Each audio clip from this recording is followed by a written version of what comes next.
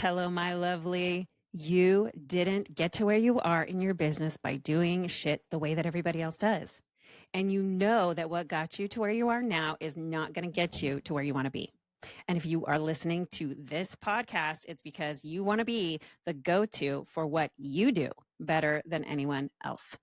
Your brilliance is the niche. Being you, that bold, unfuckwithable presence that you've secretly been craving to set free, she is in there. And that means you will have to burn some old bridges down. And attracting your people will also repel those who are not for you. Fucking hooray. Becoming a force of nature business and brand means no more Miss People Pleaser, no more hiding your turbo brain, no more dimming down jack shit. And if you have ever been told to tone it down as a woman with ADHD, it's time to tone your shit all the way the fuck back up. That is how you create unstoppable momentum in your business and visibility that is something you've been avoiding, but that you truly want. This podcast is about stepping into your upgrade, watering down anything, never change the fucking world. You were not born to be forgettable.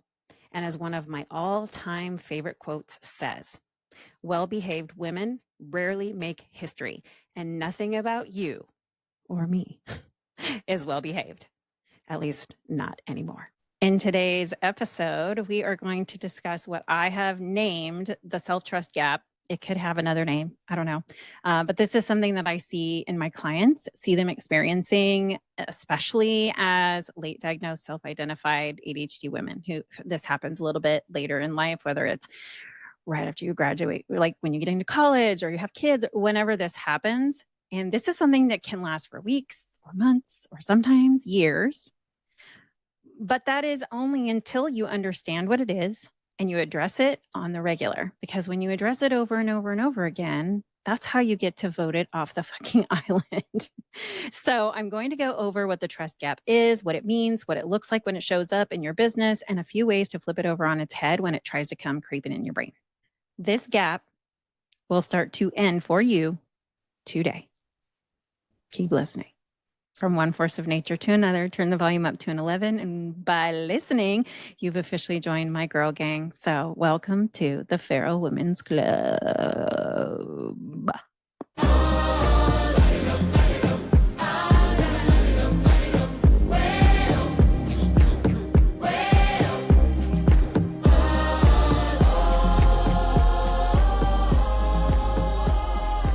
Welcome back to the ADHD Entrepreneur, the podcast for feral AF ADHD women in business who refuse to play by the fucking rules because there aren't any. We're all just making it up as we go along.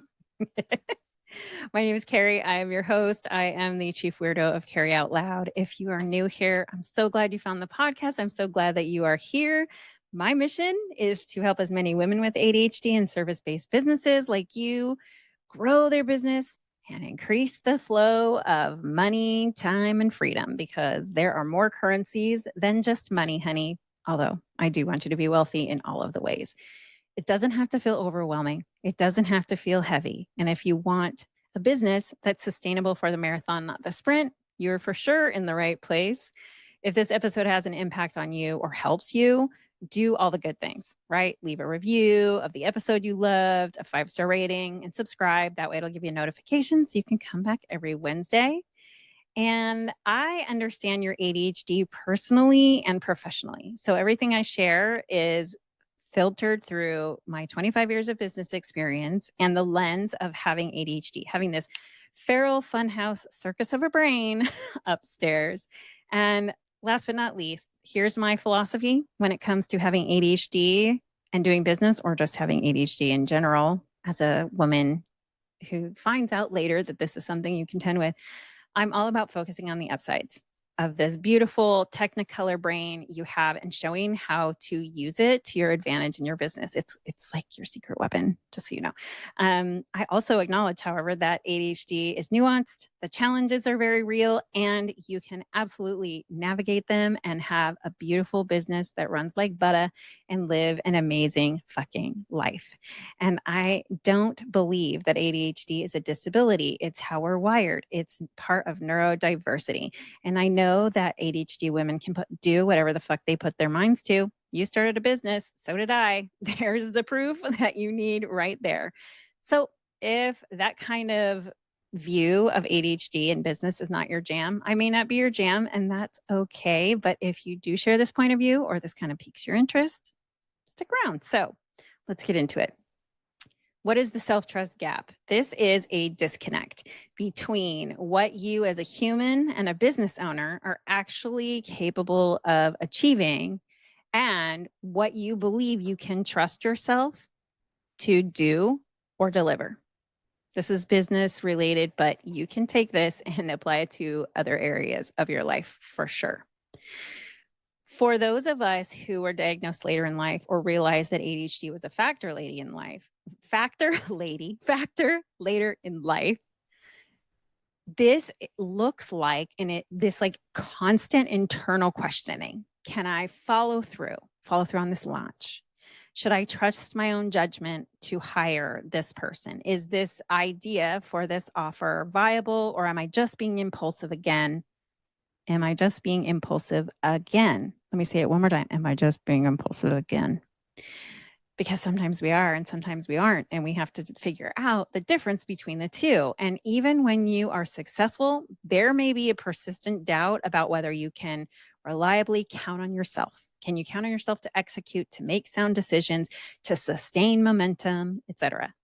And I'm going to give you a couple real small ways that they can show up. And then I'm going to elaborate on this just a little bit more as we get into this. And so this can show up by hesitating before making big decisions, hesitating not like a few days, but just like pushing it, over reliance on outside validation, outside kudos, outside claps and snaps, things that are outside of you. A difficult time saying you are the expert, or you are knowledgeable, or you are a pro, or you are the go-to. And a tendency to build all of these like elaborate backup plans for yourself and how you do business and how you run things, having this note and that alarm and all of these things. Not trusting that you will be able to show up in that way for yourself, for others, in the way that you and your business need. You may be operating from this baseline assumption that you may let yourself down and you may let others down, or both. And that will dig away and erode your confidence, erode your leadership, and erode the you that your business requires, that your business is asking of you. And that's another thing, that's for another day, about making sure your business is built around the way your brain works, not the other way around. But this is something that crops up, especially if you have had a lot of frustration in your past and now you finally understand why, and you're building this business, or maybe you have been and you're recently diagnosed. It doesn't matter. This will come up at some point, most likely. If you have been building your airplane while you're flying it, this can especially show up because you don't have a solid foundation underneath you, whether that's automation or systems or an assistant or a way of reminders that work for you that you don't just dismiss because you have 10 alarms set and none of them mean anything anymore, whether you need to hire a VA or an online business manager, any of those things, right? You don't have some of these foundation pieces underneath you because you believe you are just supposed to juggle all the plates yourself, right? Not true. So how does this show up? How does this look in real time? This is where you get to start telling that little brain gremlin asshole to sit down and shut up while you take the wheel. Okay. So here is what it can look like. See if you relate to any of these. I'm going to give you a handful of examples. And of course, at the end, I'm going to give you a couple of things you can do to start really combating this starting right now. Years of internalizing narratives about being lazy. If you have spent decades, years or decades telling yourself or being told by others that you're lazy, you're undisciplined, you're not trying hard enough, any of those things, when the truth was your brain worked differently, they have an Android system, you run on Apple iOS, different. It's different, right? This creates skepticism and doubt in yourself about your own capabilities and your judgment calls. Laziness is a narrative we have heard, even though we know we are not lazy. You may think you are, but it's not based in fact, even if you believe it's fact. Mistaking masking and carrying that mask weight for incompetence. You've been working 10 times harder than others to appear normal, whatever the fuck that means, right? That will suck your energy dry. I've said it before. Carrying a mask is the heaviest thing you will carry in your business. But you may think your exhaustion and having to mask that tiredness is incompetence. Like, oh my gosh, I'm tired. I need to mask up and just suck it up. So if you've been trying to appear normal, that will straight up deplete your energy because it is a lot lighter to be genuinely who you are day in and day out than to put on a facade. So what's happened? You have attributed your struggles in your business to personal failure instead of recognizing that you've been operating with this hidden tax on you. And that tax is on your time and your energy. We do not process time in the same way. We think we have an infinite amount of energy and it is finite and it will kick our ass if we do not listen, right? Next, you have pattern recognition without understanding the pattern for so many years. What I mean is you've noticed you would drop projects. You've noticed you've missed deadlines. You've noticed you might lose interest. You've noticed that you are missing this one same thing over and over again. It's the bane of your existence and you can't figure out why it's fucking happening, right? But you did all of that with the lack of understanding that you have a neurological condition called ADHD, and you've interpreted this as being a flaw in your character rather than a difference in your neurology. That means different systems, different ways of running your business behind the scenes, making sure that you have things in place that make sense. The pattern you didn't recognize, even though you recognize the traits of it, were your ADHD all along. Most of us get diagnosed when those symptoms keep getting louder in our life. Some of us are lucky to have get it discovered when we are kids. That is the rarity. College and above is pretty standard. Average age for boys is diagnosis 7, women 37. Big discrepancy. So that pattern you recognized, you couldn't fucking figure it out. It had no name. Now, all of these traits that you've had difficulty understanding have a reason. That's good, by the way, because when you understand, knowledge is power. When you have knowledge, you have more power. We tend to have imposter syndrome on crack. The late diagnosis shows you that your past failures, finger quotes, weren't about your capability. They were about having a neurodivergent brain. And this creates confusion about trusting your abilities versus what's an ADHD trait like time blindness, executive functioning issue, those kind of things. You were living in an ADHD brain in a neurotypical world, thinking you were a fucking dum-dum head, when in actuality, you have different wiring. That's it. I said on a clarity call earlier today, we feel dumb because we are fish being told to climb a tree. That is not original from me, but I love that because that is how it has felt like whole life. Fish out of water. You're a fucking fish out of water because they're telling you to climb a tree. Get back in the damn ocean. Get back in the lake. That's where you're supposed to swim. The next thing that this that this gap can look like is having a paralyzation around making decisions because you have past proof of poor judgment. Let that absorb for a moment. You have this mental filing cabinet where you take every impulsive decision you have ever made, or a time you have forgotten an important detail or misjudged time or whatever, and you put it in that file cabinet so you can open it back up and flog yourself with it. You got sources. Look at what you have or haven't done. Except a lot of these were ADHD related. They became evidence that you can't trust yourself or your business instinct. Well, that's a big, hot, heaping, steaming pile of dog shit, because your past decisions and your past behaviors are not your present or your future.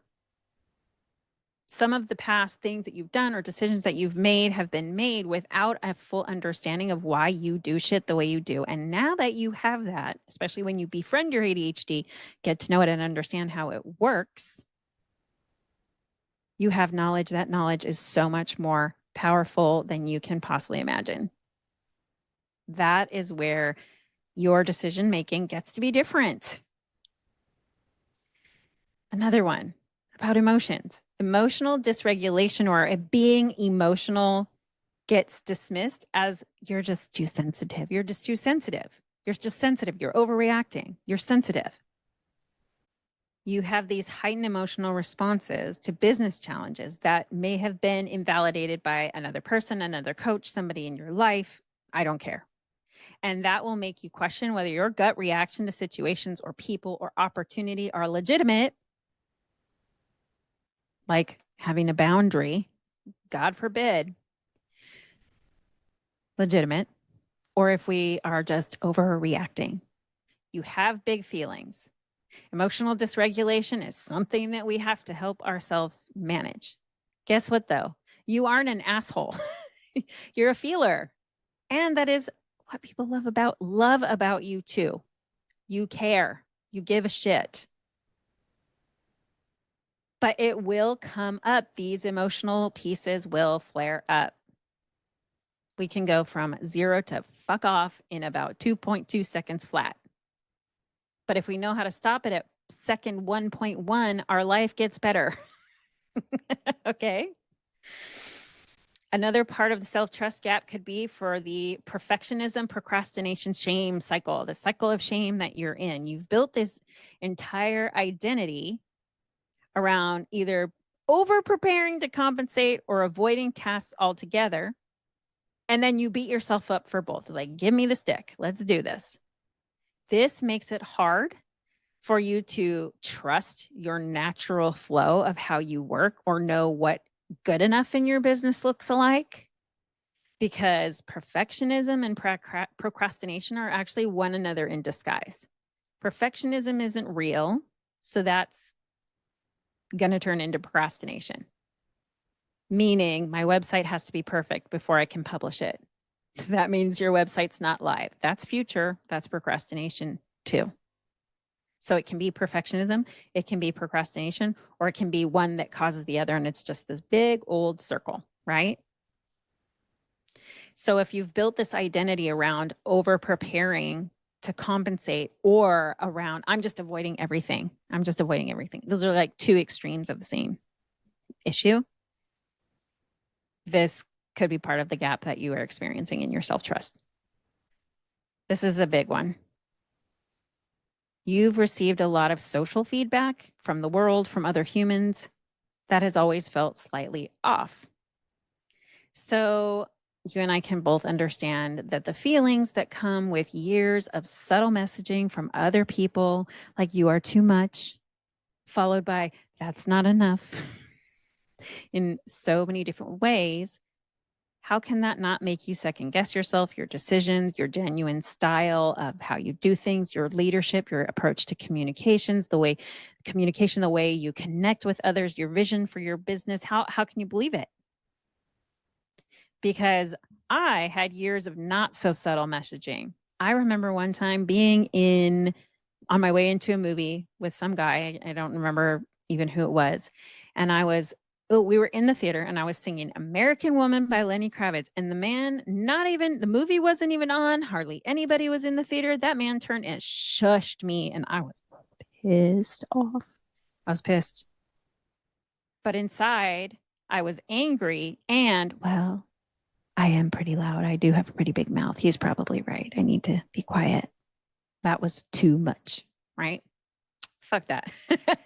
You don't shush people. But that's what he did. That's what he knew. And I was like, oh, that's cool. It's not cool. So those more subtle messages, because I bet you after you heard my story, you thought of a story almost exactly like that. Then we have the opposite, right? You're too much, you're not enough. You're too much, you're not enough. That's confusing to any other fucking human on the face of the planet. It's definitely going to be confusing to us, right?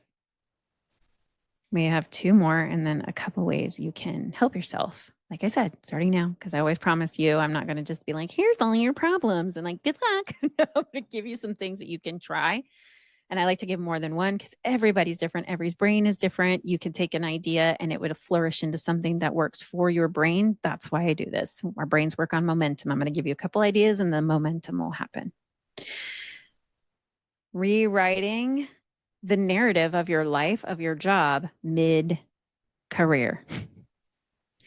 Getting diagnosed later in life means realizing that your understanding of your life and of the road you have been on in your business was incomplete. You didn't have a full understanding of certain parts of your business because you didn't have a full understanding of certain parts of how your brain worked. And you've been trying to swim uphill, walk uphill both ways in the snow with no shoes on when everybody else has a car with gas.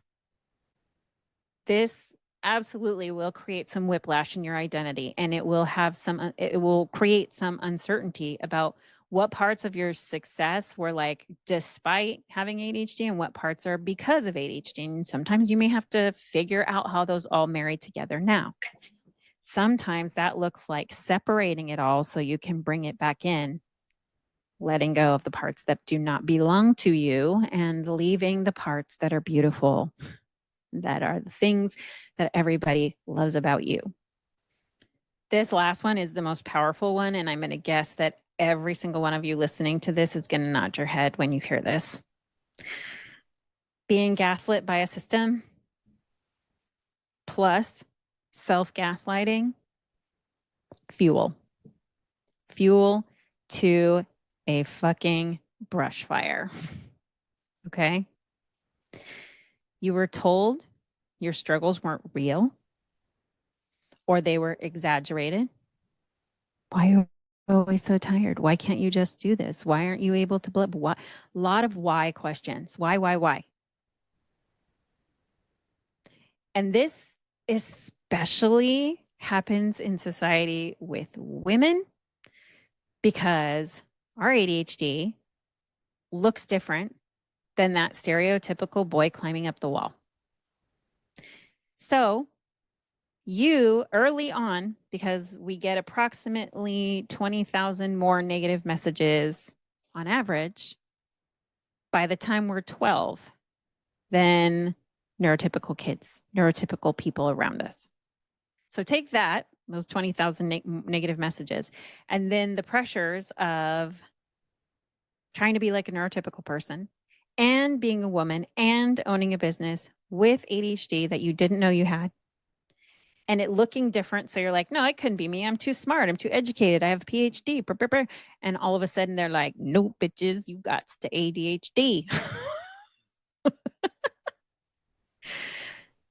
So you've learned to not trust you.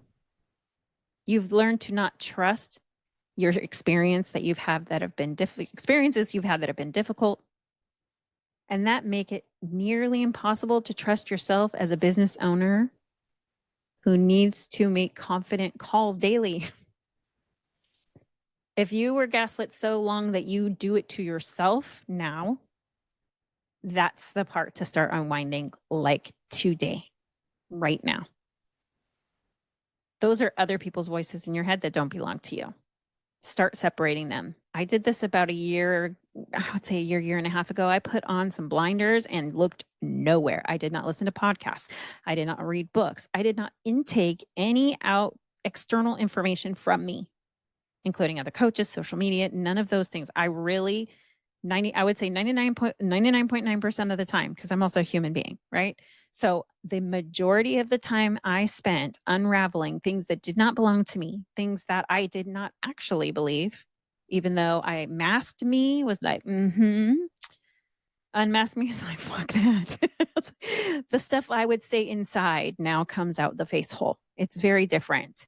But I was a people pleasing self gaslighter for a long ass time. And over the last 2.5 years since my diagnosis, that has unraveled and it has been beautiful, because now that happens less and less and less and less.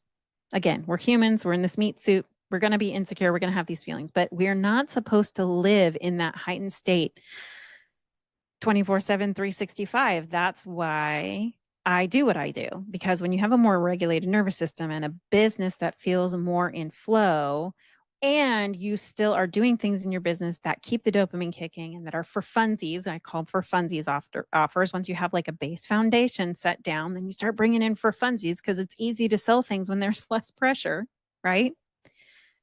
It gets to be simple and fun.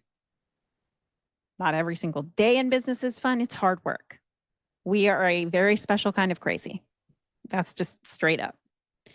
But you can stop gaslighting yourself. It also helps to set up boundaries about when other people feel like you feel like other people are gaslighting you. You're like, but I know what I saw, right? So let's talk about a few things that you can take or think through that you can start using today to start closing this gap. No, one of these three things is not hire a business coach, okay? I'll get to that at the end. This is different. This is just you, yourself, and your badassery. You all together.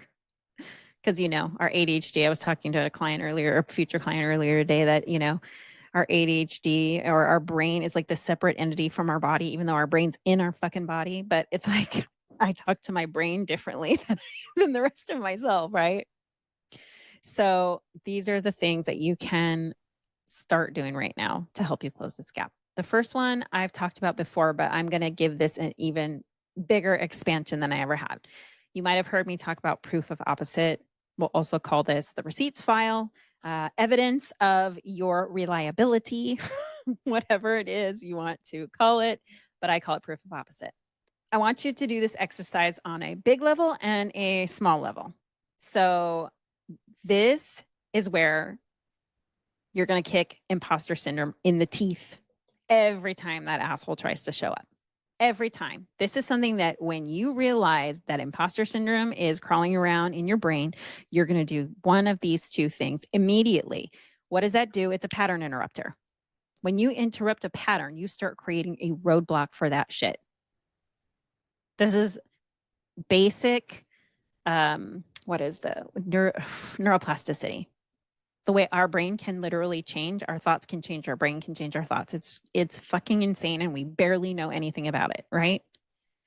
So on a bigger scale, once you get out a piece of paper, this is something you can write physically, or you can put this in a notes app. I don't care, whatever you like, and write down in the last 10 years, all the major accomplishments you've had. Whether that's having a child, making it through something so hard you didn't think you were going to make it through the other side of, getting an ADHD diagnosis and getting yourself certain types of help that you need. It could be anything, getting your PhD. I have clients with so many degrees, it's hilarious. And it's just because, oh, that was fun. Or they were told, you can't do that. Okay, then I will. Like, our brains are funny. But you have them. I know you have accomplishments. Last 5-10 years. Start there. And that's something I want you to carry with you all the time. Now let's go on like a little more micro level. This will be smaller. In the next couple of days, open a document on your phone and start writing or logging down anything you follow through with that day. no matter how small. Did you respond to an email or a set of emails you'd wanted to? It doesn't have to be super microscopic, you can be a little bigger, but did you make a call? Did you have a clarity call? Did you show up to your kids' practice on time? Basically, what you're doing is your brain's been keeping a detailed record of every failure you've ever had and like running that as a movie in your brain when you are feeling fear or insecure in your business. There is no equivalent file for your success. For your success. You have to create it. So giving yourself in that moment when imposter syndrome is trying to be a real jerk, you start creating written evidence that it's BS. That you can absolutely trust yourself. You're not an imposter. You do know what you're doing. And maybe do this weekly. And when some voice in your head says you can't be trusted, you have literal proof that you can, and you have literal proof of the opposite of what your brain is trying to tell you. It's fact over fiction. This is going to create that roadblock over time, just like any other thing. When you start exercising this muscle of interrupting it, pattern and interruption is a big deal. When you notice it's happening, stop right then and notice it's happening. This helps over time because it's a pattern interruption. Your brain will start doing it on its own at a certain point. You're human, yes, but it will happen less and less and less over time. Number 2, give yourself a 24-hour decision buffer and a lot of self-compassion with it. So instead of fighting your tendency towards impulsivity or trying to overcorrect by like sitting in paralysis and doing nothing, work with your brain. So for anything that is like a non-urgent business decision, because with ADHD, everything is urgent, which isn't true, but that's what our brain tells us. So give yourself 24 hours and write down your initial gut reaction, one potential positive and one potential negative of making that decision, and then walk away, and then come back to it the next day. You're not questioning whether you can trust yourself. You're honoring that your ADHD brain processes different and it may need time for that like dopamine, to settle.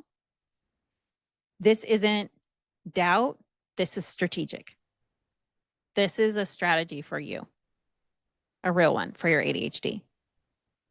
You'll start noticing that your decisions will actually sound quite sound.